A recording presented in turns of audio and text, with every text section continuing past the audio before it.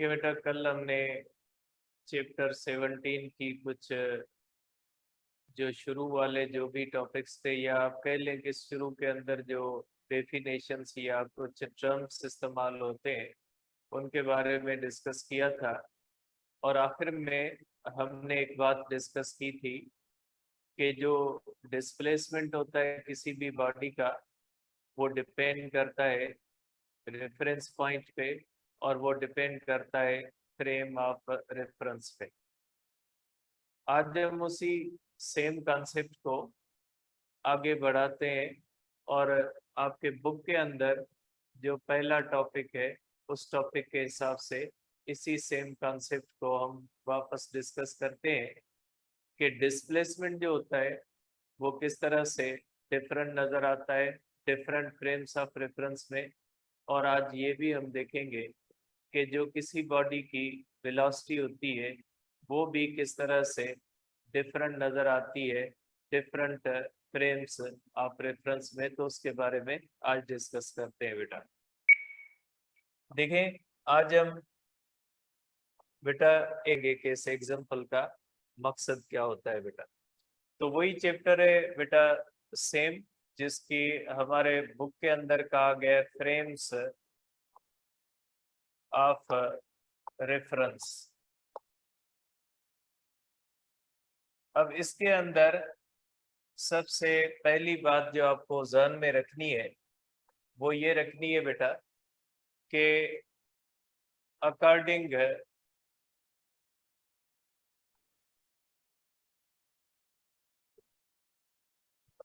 Galileo और Newton, time is considered absolute। बेटा ये बात ध्यान में रखिएगा कि गैलीलियो और न्यूटन के मुताबिक टाइम एक एब्सोल्यूट चीज है। टाइम एब्सोल्यूट का मकसद क्या होता है? जिस तरह से बेटा हमने कल देखा कि एक ही चीज का जो डिस्प्लेसमेंट होता है वो दो ऑब्जर्वर्स को मुख्तलिफ नजर आता है, जैसे मैंने कल बनाया था एक एग्जांपल लास्ट में। तो इसका मतलब ये हुआ कि किसी भी चीज का जो डिस्प्लेसमेंट होता है वो एब्सोल्यूट नहीं है। एब्सोल्यूट न होने का मतलब ये है कि वो जो डिस्प्लेसमेंट है वो डिफरेंट ऑब्जर्वर्स को डिफरेंट नजर आता है due to the difference in the frame of reference. लेकिन टाइम के बारे में ये बात गैलीलियो और न्यूटन भी जानते थे। थ्योरी ऑफ रिलेटिविटी या ये चीजें सिर्फ जो है वो आइंस्टाइन से शुरू नहीं होती, ये पहले से ही चीजें मौजूद थी। लेकिन इनको एक थ्योरी के अंदर या एक आप कह लें कि बाकायदे जो एक सक्सेस मिली वो आइंस्टाइन को मिली। तो ये चीज आइन न्यूटन और गैलीलियो भी जानते थे कि डिफरेंट चीजें डिफरेंट नजर आएंगी डिफरेंट फ्रेम्स ऑफ रेफरेंस में। लेकिन गैलीलियो और न्यूटन ये मानते थे कि जो टाइम होता है वो इस तरह से नजर नहीं आएगा। टाइम हमेशा एक नजर आएगा।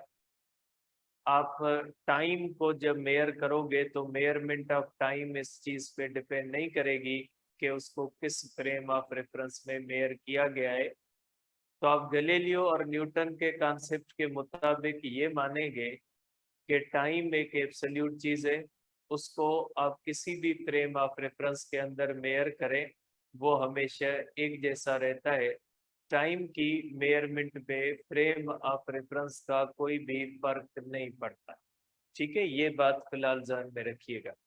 अब मैं एक एग्जांपल से शुरू करता हूं बेटा, जो आपके बुक के अंदर एक एग्जांपल दिया गया है कि सपोज करें बेटा कि हमारे पास एक ट्रेन है बेटा। ये कॉमन एग्जांपल है बेटा, आपके बुक में भी इस्तेमाल किया गया है कि सपोज करें एक ट्रेन है या एक ऑब्जेक्ट है, आप उसको कंसीडर कर ले बेटा कि ये ट्रेन है बेटा, और ट्रेन जमीन के ऊपर खड़ी है बेटा। इस तरह से ट्रेन जमीन के ऊपर है बेटा। अब ट्रेन के ऊपर दो आप समझे ऑब्जर्वर्स हैं। सॉरी, दो बंदे हैं बेटा, दो बंदे ट्रेन के ऊपर हैं और एक बंदा ट्रेन के नीचे जमीन पे खड़ा है बेटा। ये बेटा ट्रेन है, ट्रेन के ऊपर दो बंदे खड़े हैं, ट्रेन के बिल्कुल एंड पे दो बंदे खड़े और एक बंदा जमीन पे खड़ा है बेटा। आप इनके नेम रख लें बेटा, कि ये आप कह लें कि ये हमारे पास ए है जो जमीन के ऊपर है, ये बी है जो ट्रेन के ऊपर है, और ये सी है बेटा। ठीक है। अब अगर आप देखेंगे बेटा तो ये बी और सी ये दोनों ट्रेन के ऊपर है और ए अर्थ के ऊपर है। तो आप कहोगे, यहाँ पे भले आप लिख ले बेटा कि ए ऑब्जर्वर है बेटा और इसका फ्रेम जो है बेटा, इसका फ्रेम अर्थ है बेटा। ठीक है। और बी भी बेटा ऑब्जर्वर है, बी ऑब्जर्वर है और इसका जो फ्रेम है वो बेटा ट्रेन है। ठीक है। ये ट्रेन है बेटा, ए बी उसके ऊपर खड़ा है, तो आप कहोगे कि बी का फ्रेम ऑफ रेफरेंस ट्रेन है और ए जो है वो अर्थ के ऊपर खड़ा है बेटा, तो ए का फ्रेम ऑफ रेफरेंस कौन सा है? अर्थ है बेटा। ठीक। अब देखिए, at time t is equal to 0 बेटा, यहाँ पे ये time t is equal to 0 है बेटा। ये ए और बी दोनों ऑब्जर्वर है और सी को ये ऑब्जर्व कर रहे हैं। आप सी को कह लें ये इवेंट है। ये ए और बी दोनों किसको देख रहे हैं? सी को। बी और सी ट्रेन के ऊपर है और ए जो होता है बेटा ये अर्थ के ऊपर है। ठीक है, इसको पहले माइंड में बिठा लेंगे। इसका मकसद क्या है बेटा? ट्रेन है, ट्रेन के ऊपर बिल्कुल एंड पे दो बंदे खड़े, एक बंदे का नेम ए है, एक बंदे का नेम बी है, और दूसरा बंदा ट्रेन के उनके सामने ही जमीन पे खड़ा है। वो ट्रेन पे खड़े हैं और एक बंदा जमीन खड़ा। जमीन पे खड़े हुए बंदे का नेम जो है वो ए है। और आपको पता है कि जब ऑब्जर्वेशन दी जाती है तो उसके अंदर फ्रेम ऑफ रेफरेंस इंपॉर्टेंट होता है। अब अगर ऑब्जर्वेशन कोई भी ए देगा तो हम कहेंगे ए ने जमीन के हिसाब से अपनी ऑब्जर्वेशन दी है, क्योंकि वो जमीन के ऊपर है, उसका फ्रेम ऑफ रेफरेंस जमीन है। और अगर बी कोई ऑब्जर्वेशन देगा तो हम कहेंगे कि बी ने वो ऑब्जर्वेशन ट्रेन के मुताबिक दी है और ट्रेन भी फ्रेम ऑफ रेफरेंस है। अब आप ये भी कह सकते हैं कि ट्रेन जमीन पे तो बात एक ही है, बात एक ही है, इसमें कोई फर्क नहीं है। अभी ट्रेन भी खड़ी है, अर्थ भी खड़ी है। ठीक है। और अर्थ को भी अभी हम रेस्ट में मानेंगे, ट्रेन को भी रेस्ट में मानेंगे, दोनों फ्रेम ऑफ रेफरेंस इक्वल है। एक बात ध्यान में रखिएगा, यहाँ पे वर्ड इक्वल और इक्विवेलेंट में फर्क होगा। इक्वल का मकसद है एग्जैक्टली एक जैसी, इक्विवेलेंट का मकसद है बराबर है, चीजें डिफरेंट है लेकिन एक सेंस के अंदर उनकी बराबरी है। जैसे इक्वल सेट और इक्विवेलेंट सेट होते हैं, वही कॉन्सेप्ट होता है, यहाँ पे आएगा बेटा। तो ए ऑब्जर्वर है जो जमीन पे खड़ा है, बी ऑब्जर्वर है जो ट्रेन के ऊपर खड़ा होता है बेटा। ठीक है। अब सपोज करें ये ट्रेन मूव करना शुरू कर देती है, और ये ट्रेन बेटा मूव करती है, आप कह लें कि ये ट्रेन मूव करती है बेटा, velocity of the train is equal to 60 kilometre per hour. और ये जो सी है ये इसके ऊपर मूव करना शुरू कर देता है बेटा। इसको आप कह दे velocity of the C is equal to 10 kilometre per hour बेटा। ये ट्रेन बेटा इस तरह मूव करना शुरू करती है, ये बंदा ट्रेन के ऊपर भागना शुरू कर देता है, और किस डायरेक्शन में, जिस डायरेक्शन में ट्रेन मूव कर रही है ये बंदा भी उसी डायरेक्शन में मूव कर रहा है बेटा। अब देखें ये ट्रेन भी यूनिफॉर्म वेलोसिटी से मूव करती है, तो ये ट्रेन जो है यूनिफॉर्म वेलोसिटी से मूव करती है, means train inertial frame of reference है। और ये बंदा जो होता है बेटा ए, ये कहाँ पे? अर्थ पे। तो अर्थ भी कौन सी है? इनर्शियल फ्रेम ऑफ रेफरेंस है, क्योंकि अर्थ को हम प्रैक्टिकल पर्पसेस के लिए frame of reference in rest मानते हैं। तो यहाँ पे आप कहेंगे कि दो ऑब्जर्वर्स हैं, दो फ्रेम ऑफ रेफरेंस है। ऑब्जर्वर ए का फ्रेम ऑफ रेफरेंस जो है वो अर्थ है, वो भी इनर्शियल है। ऑब्जर्वर बी का फ्रेम ऑफ रेफरेंस ट्रेन है, वो भी यूनिफॉर्म वेलोसिटी। आप ये कह लें कि वेलोसिटी ऑफ द ट्रेन जो है बेटा ये यूनिफॉर्म वेलोसिटी, ये ट्रेन की वेलोसिटी जो है बेटा ये यूनिफॉर्म है। वेलोसिटी यूनिफॉर्म से ट्रेन मूव कर रही है। तो अब आप कहोगे कि ट्रेन जो है ये जब यूनिफॉर्म वेलोसिटी से मूव करती है तो ट्रेन भी इनर्शियल फ्रेम ऑफ रेफरेंस है, लेकिन ये मूविंग फ्रेम ऑफ रेफरेंस है और अर्थ कौन सी है, रेस्ट वाला फ्रेम ऑफ रेफरेंस है बेटा। तो आप यहाँ पे ये चीज लिख लें बेटा कि इनर्शियल, ये इनर्शियल और ये फ्रेम ऑफ रेफरेंस रेस्ट में है बेटा, ये भी एक इनर्शियल है बेटा, लेकिन ये फ्रेम ऑफ रेफरेंस मूविंग है बेटा। ठीक है, इसका ए का फ्रेम ऑफ रेफरेंस अर्थ है बेटा, और अर्थ कौन सा है, इनर्शियल भी है, रेस्ट में है बेटा। और बी का फ्रेम ऑफ रेफरेंस कौन सा है बेटा, मूव कर रहा है विद यूनिफॉर्म, तो इनर्शियल भी है, और ये कौन सा है बेटा, मूविंग। ठीक है, अब यहाँ पे हमारे पास दो ऑब्जर्वर्स हुए और दो डिफरेंट फ्रेम्स ऑफ रेफरेंस में हुए। एक ऑब्जर्वर ए जो अर्थ के ऊपर है वो भी इनर्शियल है, और एक ऑब्जर्वर बी जो ट्रेन के ऊपर है और ट्रेन भी मूव कर रही है विद यूनिफॉर्म वेलोसिटी। तो ट्रेन का भी फ्रेम ऑफ रेफरेंस कौन सा है, इनर्शियल। ठीक है, तो आप कहोगे कि इन दोनों के फ्रेम ऑफ रेफरेंस इनर्शियल है। अब दो ऑब्जर्वर्स हैं, इनकी ऑब्जर्वेशन लेते हैं बेटा। ठीक है, अब आप कहेंगे बेटा कि ऑब्जर्वेशन आफ्टर 5 मिनट्स बेटा, आप इसको इस तरह से कर ले बेटा। सपोज कर ले बेटा, ये आप कह ले बेटा कि ये इनिशियल पोजीशन है आफ्टर 5 मिनट्स बेटा।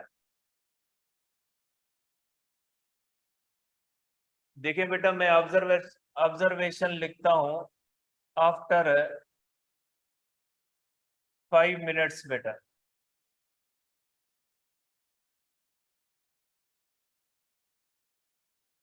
देखिए बेटा, ये इनिशियल पोजीशन है इनकी, इनिशियल पोजीशन है। ठीक है, ऑब्जर्वर ए तो अपनी जगह पे खड़ा है बेटा, क्योंकि वो जमीन पे है तो उसको तो वहीं पे रहना है, वो अपनी जगह पे खड़ा है। ठीक है, और ये जो ऑब्जर्वर होता है बेटा, ये ऑब्जर्वर बी, क्योंकि ऑब्जर्वर अपनी जगह नहीं छोड़ेगा बेटा, ऑब्जर्वर यहीं पे होगा, लेकिन ये सी मूव कर रहा है बेटा। ठीक है, तो सी ने तो डिस्टेंस तय कर लिया बेटा। आप देखोगे बेटा ये बी है और ये सी है बेटा। ठीक है, अब ये ट्रेन बेटा आगे मूव कर रही है, तो थोड़े टाइम के बाद ये ट्रेन यहाँ पे आ गई, और ये सी भी मूव कर रहा है, तो सी भी जो है वो बी से दूर आ गया, क्योंकि ये सी भी यहाँ पे मूव कर रहा है बेटा। अब मैं ऑब्जर्वेशन लेता हूँ बेटा। Observation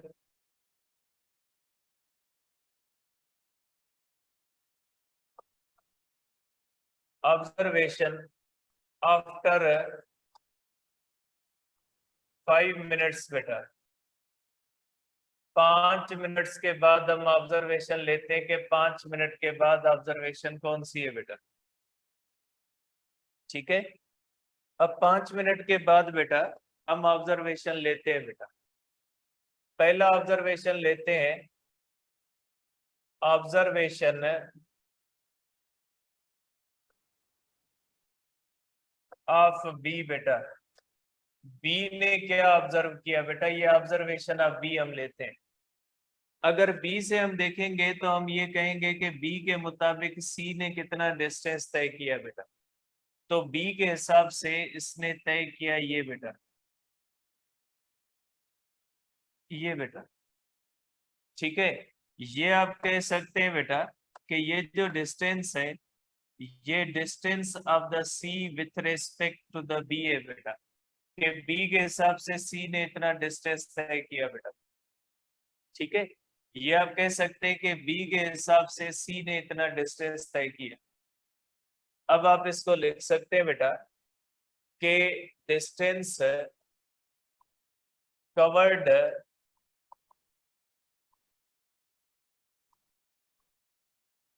bye C with respect to B के हिसाब से सी ने कितना डिस्टेंस तय किया बेटा? आप ये करोगे बेटा कि S is equal to V into T बेटा, ये फार्मूला लगाओगे। ये फार्मूला क्यों लगाओगे? क्योंकि ये सी जो है ये मूव कर रहा है विद यूनिफॉर्म वेलोसिटी। तो अगर ये बी इस सी का डिस्टेंस कैलकुलेट करेगा, क्योंकि सी किस में जा रहा है? सी जा रहा है यूनिफॉर्म वेलोसिटी से, और ये जो सी है इसकी भी आप ये स्पीड अभी मान लें कि इसकी स्पीड यूनिफॉर्म है बेटा, इसकी स्पीड भी यूनिफॉर्म है, ट्रेन की भी यूनिफॉर्म है बेटा। लेकिन ये सी फ्रेम ऑफ रेफरेंस नहीं है, ट्रेन फ्रेम ऑफ रेफरेंस। तो अगर बी इसका डिस्टेंस कैलकुलेट करेगा तो ये फार्मूला लगाएगा S is equal to B into T बेटा, ठीक है।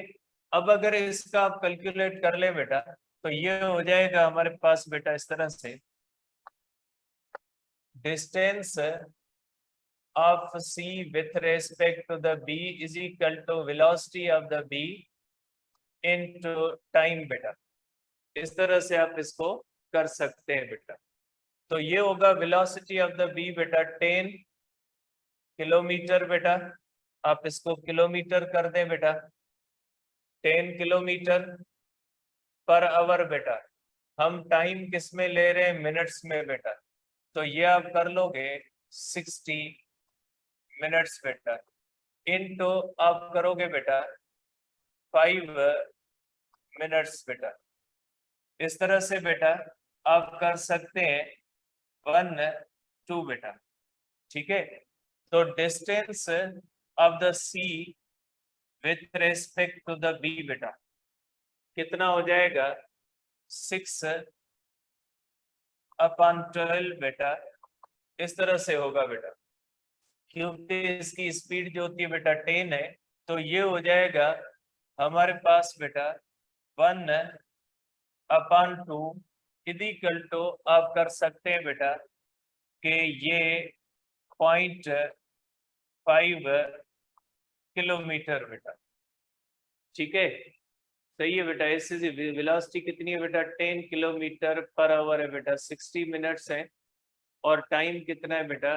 5 मिनट्स है, ठीक है। तो ये बेटा, सॉरी मैंने ये यहाँ पे बेटा मिस्टेक की है, ये बेटा आप इसको सही कर, ठीक है बेटा। ये होगा बेटा, आप इसको इस तरह से करेंगे कि ये बेटा distance of the C with respect to the B बेटा, ठीक है।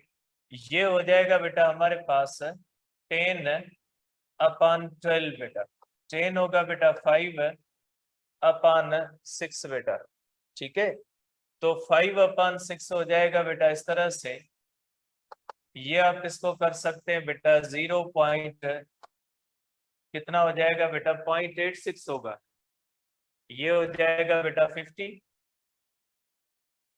ये हो जाएगा बेटा 0.83 किलोमीटर हो जाएगा बेटा, ठीक है। ये आप कह सकते हैं कि इसका distance of C with respect to the B जो होगा बेटा, ये हो जाएगा 0.83 किलोमीटर बेटा, ठीक है। ये किसके हिसाब से बेटा? ये डिस्टेंस सी का है, और किसके हिसाब से? बी के हिसाब से। अगर बी से इसका डिस्टेंस सी का पूछा जाएगा तो बी कहेगा कि इसने 5 मिनट के अंदर कितना डिस्टेंस तय किया है बेटा? इसने डिस्टेंस तय किया है 0.83 किलोमीटर। अब अगर हम ऑब्जर्वेशन लेते हैं ए का बेटा, तो ये देख सकते हैं बेटा आप इसके अंदर, अगर आप ऑब्जर्वेशन लेंगे बेटा ए के हिसाब से, तो ये ए के हिसाब से इसका डिस्टेंस इतना हो जाता है। ये ए के हिसाब से इसका डिस्टेंस इतना हो जाता है बेटा। अब इसके अंदर दो डिस्टेंस आ जाते हैं बेटा। एक ये आ जाता है बेटा डिस्टेंस ऑफ द ट्रेन, और plus distance of the C बेटा। दो डिस्टेंस आ जाते हैं इसके अंदर। इसके हिसाब से इसने इतना डिस्टेंस तय किया, इसमें इतना डिस्टेंस ट्रेन ने तय किया है, और इतना डिस्टेंस जो है ये बंदे ने तय किया। तो अब ऑब्जर्वेशन ले बेटा, ऑब्जर्वेशन ऑब्जर्वेशन ऑफ ए बेटा, ठीक है। तो अब आप कहोगे बेटा कि distance of C with respect to A बेटा, ए के हिसाब से क्या होगा बेटा। अब देखिए बेटा, ये भी इक्वेशन वही लगाएगा बेटा, इसके अंदर distance of C with respect to the A बेटा, इसके अंदर दो डिस्टेंस आते हैं, distance of the train plus distance of the C with respect to the B बेटा, ये distance of the C with respect to the A है बेटा, ये ए के हिसाब से जो इसने तय किया है बेटा। देखिए अब ये हो गई आपके पास इक्वेशन बेटा, इक्वेशन कौन सी हो गई 2, क्योंकि बेटा ए के हिसाब से ये ट्रेन ने भी डिस्टेंस तय किया है और फर्दर सी ट्रेन के ऊपर है तो उसने भी डिस्टेंस तय किया है बेटा। तो अब आप करोगे डिस्टेंस ऑफ द टी बेटा is equal to velocity of the train multiplied by time बेटा, वेलोसिटी ऑफ द ट्रेन कितनी है बेटा 60 किलोमीटर पर आवर बेटा, मीन्स 60 मिनट बेटा, ठीक है, मल्टीप्लाइड बाय टाइम बेटा, टाइम कितना है हमारे पास बेटा, हमने ऑब्जर्वेशन के लिए है 5 मिनट बेटा, ठीक है। तो ये बेटा 60 में कैंसिल होगा, मिनट में कैंसिल होगा बेटा, ये हो जाएगा 5 किलोमीटर बेटा। तो आप कहोगे कि डिस्टेंस ऑफ द ट्रेन है 5 किलोमीटर, तो देयरफॉर आप कर सकते हैं distance of the C with respect to the A is equal to 5 kilometre plus 0.83 kilometre बेटा। तो distance of the C with respect to the A is equal to होगा 5.83 kilometre, ये आ जाएगा। आप इसको इस तरह से देख सकते हैं बेटा, ये देखें कि ये उसका भी अलग लिख लें बेटा, इसका भी अलग लिख लें, ये दो ऑब्जर्वेशन हैं बेटा, इसको भी अलग से लिख लें ताकि आपके ये माइंड में आए। Distance of the C with respect to the B is equal to 0.83 kilometre है बेटा। तो ये आ गए हमारे पास दो ऑब्जर्वेशंस, वही चीज जो मैंने आपको कल बताई थी आपके बुक में इसी एग्जांपल के साथ कही गई है कि देखें यहाँ पे फ्रेम ऑफ रेफरेंस 2 है बेटा। अब मैं इसको कंक्लूड करता हूं कि इस पूरी डिस्कशन से हमने क्या समझनी, बात कौन सी समझनी। देखें बेटा, इस पूरी डिस्कशन में सिर्फ एक चीज समझनी है कि डिस्प्लेसमेंट जो होता है वो डिपेंड करता है फ्रेम ऑफ रेफरेंस पे। हमारे पास एक फ्रेम ऑफ रेफरेंस ट्रेन है और एक फ्रेम ऑफ रेफरेंस अर्थ है बेटा। एक ऑब्जर्वर ए अर्थ पे है और ऑब्जर्वर बी बेटा ट्रेन पे। ये एक बंदा सी मूव करता है और इस सी को ये ऑब्जर्व कर रहे हैं बेटा। ऑब्जर्वर ए का फ्रेम ऑफ रेफरेंस इनर्शियल है, अर्थ और वो रेस्ट में। ऑब्जर्वर बी का भी ट्रेन है जो मूव कर रहा है विद द यूनिफॉर्म वेलोसिटी, वो भी इनर्शियल है लेकिन वो मूविंग है। आफ्टर 5 मिनट्स बेटा ट्रेन मूव कर लेती है और ट्रेन के ऊपर सी मूव कर लेता है, ठीक है। अब ऑब्जर्वेशन लेते हैं बेटा, बी ने क्या ऑब्जर्व किया और बी का ऑब्जर्वेशन किस बुनियाद पे, बी कहता है कि सी ने कितना डिस्टेंस तय किया है 0.83 किलोमीटर, कितने टाइम के अंदर, 5 मिनट के अंदर। लेकिन वो किसके हिसाब से इसने किया है, इसने जो अपना ऑब्जर्वेशन की बुनियाद बनाई है उस ऑब्जर्वेशन की बुनियाद को ये ट्रेन है और ट्रेन जो है ये मूविंग फ्रेम ऑफ रेफरेंस है। तो बी जो कुछ भी बता रहा है आप कहोगे वो सब कुछ ट्रेन के हिसाब से बता रहे कि जो ट्रेन जिसके ऊपर मैं खड़ा हूं, बी कहता है वो ट्रेन जिस ट्रेन के ऊपर मैं खड़ा हूं उसके उस ट्रेन के ऊपर जो सी है उसने इतना डिस्टेंस तय किया 0.83 किलोमीटर। लेकिन ए क्या कहता है, ए कहता है कि जमीन के हिसाब से इतना किया क्योंकि वो ट्रेन के ऊपर है तो ट्रेन भी जा रही है ऊपर से, वो खुद मूव कर रहा है, तो ए के हिसाब से उसका डिस्टेंस बनता है 5.83 क्योंकि वो ए से 5.83 किलोमीटर दूर चला गया। और बी से कितना दूर चला गया, 0.83 किलोमीटर। दोनों की ऑब्जर्वेशन डिफरेंट है। दोनों की ऑब्जर्वेशन क्यों डिफरेंट है, इसलिए कि दोनों के फ्रेम ऑफ रेफरेंस डिफरेंट है। तो इसीलिए हम कहते हैं कि जो डिस्प्लेसमेंट होता है वो डिपेंड करता है फ्रेम ऑफ रेफरेंस में। एक ही चीज का जो डिस्प्लेसमेंट होता है वो डिफरेंट नजर आएगा डिफरेंट फ्रेम्स ऑफ रेफरेंस में बेटा। ठीक है, तो ये आप कहोगे बेटा कि आप इसको इस तरह से लिख लें बेटा कि डिस्प्लेसमेंट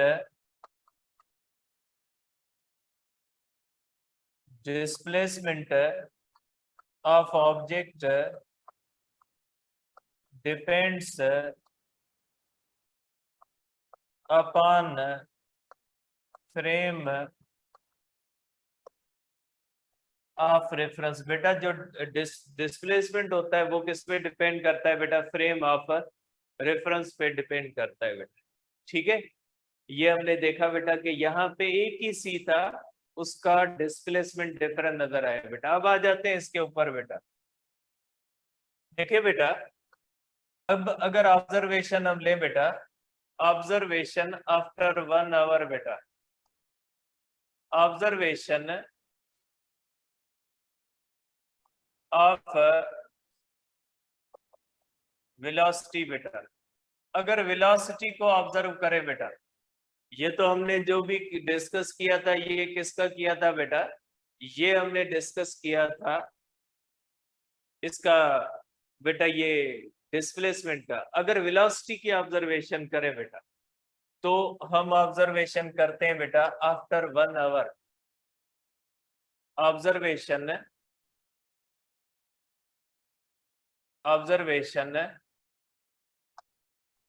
आफ्टर 1 आवर बेटा, 1 घंटे के बाद। ठीक है, 1 घंटे के बाद अगर आप देखेंगे बेटा, अब ये मैं एक पिक्चर लगाता हूँ, बार बार इसको बनाना थोड़ा मसला है। ठीक है, तो ये आप देख ले बेटा, 1 घंटे के बाद ऑब्जर्वेशन कौन सी होगी बेटा, वही सेम एग्जांपल, जस्ट ये यहाँ पे बना हुआ है बेटा।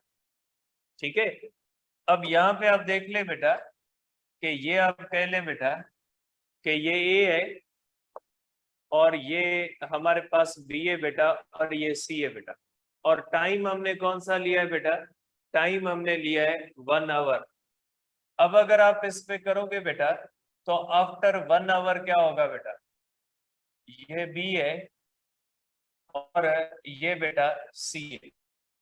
तो सिंपल सी बात है बेटा कि आप कहेंगे बेटा कि velocity of the train is equal to बेटा 60 किलोमीटर पर आवर ले रहे हैं बेटा, और वेलोसिटी ऑफ द सी हम ले रहे हैं बेटा 10 किलोमीटर पर आवर। अब कंपैरिजन भी ले सकते हैं बेटा, velocity of the C is equal to 1/6 बेटा, 1/6 वेलोसिटी ऑफ द ट्रेन है बेटा। ठीक है, तो इसका मतलब ये हुआ कि बेटा आफ्टर 1 आवर, 1 घंटे के बाद बेटा, डिस्टेंस ऑफ द ट्रेन जो होगा बेटा वो 60 किलोमीटर होगा, और डिस्टेंस ऑफ द सी जो होगा बेटा वो हो जाएगा 10 किलोमीटर बेटा। विथ रेस्पेक्ट बेटा, विथ रेस्पेक्ट टू मैंने नहीं लिखा, मैं विथ रेस्पेक्ट लिख देता हूँ।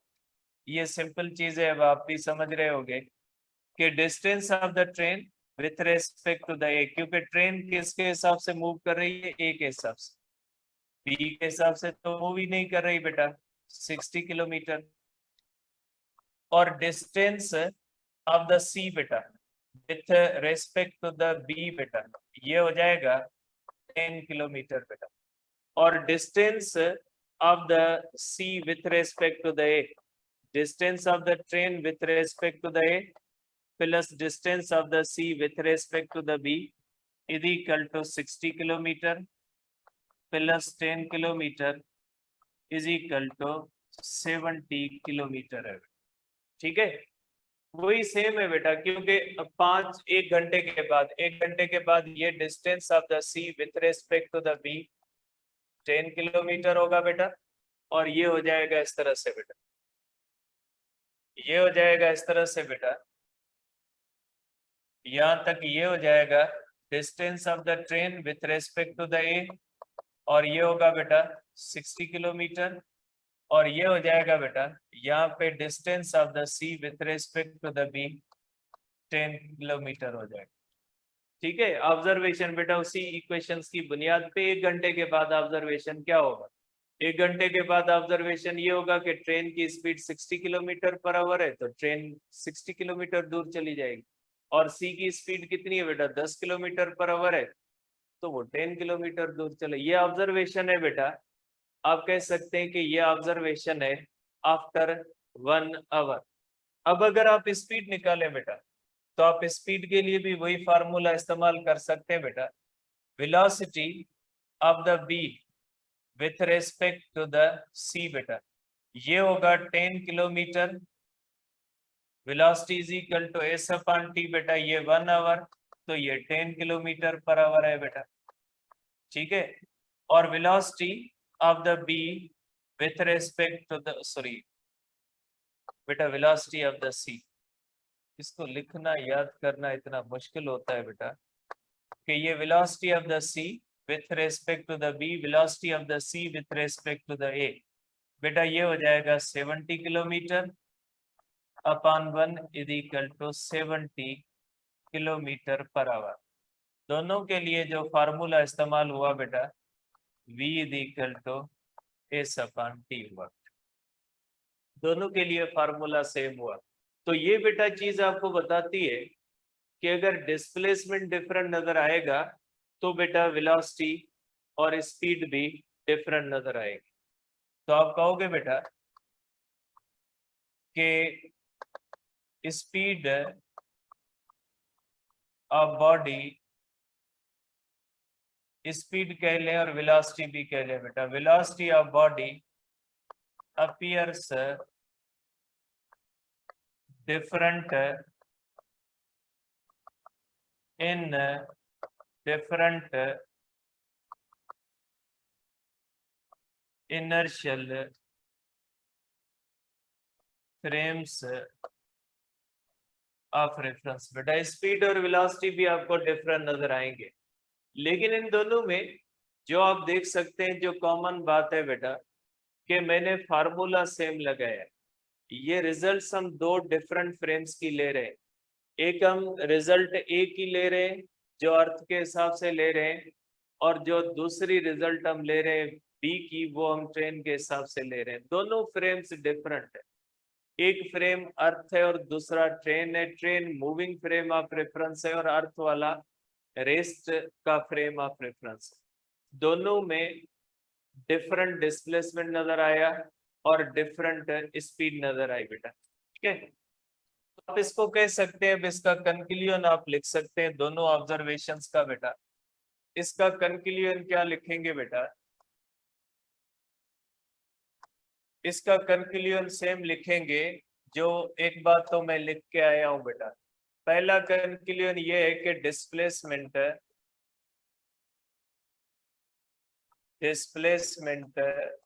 And velocity appear different in different frames बेटा। Displacement and velocity of same object, एक ही ऑब्जेक्ट की बेटा डिफरेंट नजर आती है। ठीक है, दूसरी जो इंपॉर्टेंट बात है बेटा, लॉज ऑफ फिजिक्स सेम रहते हैं बेटा। Laws of physics remain same in different inertial बेटा, इनर्शियल में सेम रहते हैं, नॉन इनर्शियल में सेम नहीं रहेंगे। Remain same in different inertial frames, ठीक है, बट देयर रिजल्ट्स में चेंज बेटा। जो होते हैं बेटा, ये जो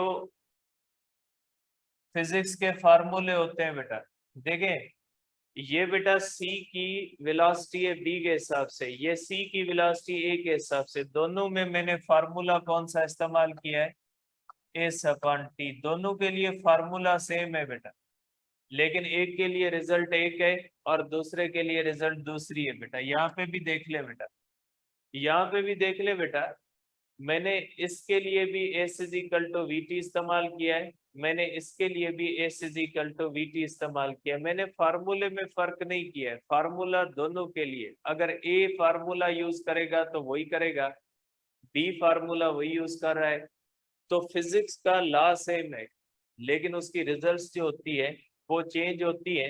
लेकिन ये पॉइंट सिर्फ इनर्शियल फ्रेम्स के लिए, कि अगर इनर्शियल फ्रेम्स हैं तो फिजिक्स की जो रिजल्ट्स होती है वो उनके अंदर चेंज होती है, फिजिक्स के लॉस चेंज नहीं होते। कि जैसे न्यूटन का लॉ एफ इक्वल टू ए में जैसा वैलिड अर्थ के ऊपर है, वैसा ही ट्रेन के अंदर भी होगा अगर ट्रेन मूव कर रही विद यूनिफॉर्म वेलोसिटी। लेकिन अगर ट्रेन एक्सीलेट कर रही है तो वो ट्रेन एक्सीलेटेड फ्रेम ऑफ रेफरेंस हो जाएगी। तो एक्सीलेटेड फ्रेम ऑफ रेफरेंस में फिजिक्स के लॉ सेम नहीं रहते। तो ये की पॉइंट है इसकी, कि फिजिक्स के लॉज जो होते हैं वो डिफरेंट फ्रेम्स ऑफ रेफरेंस में डिफरेंट जो होते हैं बेटा सेम रहते हैं डिफरेंट इनर्शियल फ्रेम्स में, लेकिन फिजिक्स के लॉज जो होते हैं बेटा वो चेंज होते हैं non inertial frame of reference के अंदर बेटा। तो ये इसकी बेटा इंपॉर्टेंट चीजें। और आप ये भी कह सकते हैं all inertial frames, all inertial frames of reference are equivalent for description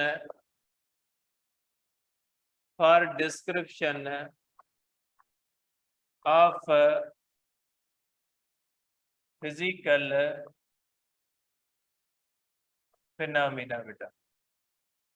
equivalent का मकसद क्या है बेटा, इक्विवेलेंट का मकसद है कि बेटा इक्विवेलेंट का मकसद है लॉ सेम रिजल्ट चेंज बेटा। लॉ सेम होता है, रिजल्ट चेंज होती है। ठीक है, तो ये बेटा ये कॉन्सेप्ट बन रहा है किस चीज का, कि डिफरेंट चीजें डिफरेंट नजर आती हैं डिफरेंट इनर्शियल फ्रेम। अब ये हमारे माइंड में एक होता है ना कि इस चीज का डिस्प्लेसमेंट मैंने ये मेयर किया है तो तुमने क्यों नहीं मेयर किया। तो बेटा ये कॉन्सेप्ट ही खत्म हो जाता है यहाँ पे, कि हो सकता है मैंने किसी चीज का जो डिस्प्लेसमेंट मेयर किया है तो वो फ्रेम ऑफ रेफरेंस एक अलग हो, और किसी और ने उसको मेयर किया है वो किसी और फ्रेम में मेयर किया हो। तो एक ही चीज के जो डिस्प्लेसमेंट होता है वो डिफरेंट नजर आ सकता है, शर्त ये है कि फ्रेम ऑफ रेफरेंस डिफरेंट हो। सेम फ्रेम ऑफ रेफरेंस और सेम रेफरेंस पॉइंट से चेंज नजर नहीं आएगी। ये चेंज कब नजर आएगी, जब फ्रेम ऑफ रेफरेंस डिफरेंट होंगे। तो आज बेटा यही पॉइंट है, कल इंशाल्लाह इसके आगे पॉइंट्स डिस्कस करेंगे। मैं इसको एक बार फिर बता देता हूँ, बोल देता हूँ कि ये जो कुछ भी आज हमने पढ़ा इसकी सिर्फ 2-3 चीजें इंपॉर्टेंट। कौन सी, कि जब हम किसी भी चीज का डिस्प्लेसमेंट और वेलोसिटी मेयर करते तो उसमें फ्रेम ऑफ रेफरेंस इंपॉर्टेंट बन जाता। एक ही चीज का डिस्प्लेसमेंट और वेलोसिटी डिफरेंट नजर आती है डिफरेंट फ्रेम्स में, जैसे हमने कैलकुलेशन की। और जब बात आती है इनर्शियल फ्रेम्स की, जैसे हमने आज 2 फ्रेम इस्तेमाल किए, अर्थ और ट्रेन, दोनों इनर्शियल, क्योंकि ट्रेन मूव कर रही थी विद यूनिफॉर्म वेलोसिटी तो वो भी इनर्शियल है, और अर्थ तो वैसे ही हम इनर्शियल मानते हैं, उसको रेस्ट में मानते हैं। तो 2 डिफरेंट फ्रेम ऑफ रेफरेंस, दोनों इनर्शियल, उसके अंदर हमें डिस्प्लेसमेंट और वेलोसिटी की रिजल्ट डिफरेंट नजर आई, लेकिन दोनों में फिजिक्स का law S is equal to V T तब्दील नहीं हुआ। तो अगर हम डिस्कस करते हैं इनर्शियल फ्रेम ऑफ रेफरेंस को, तो फिजिक्स के लॉज चेंज नहीं होते, उसकी रिजल्ट्स चेंज होती है। कल इंशाल्लाह इसकी 2-3 और भी बातें कल डिस्कस करेंगे, पेपर का टाइम।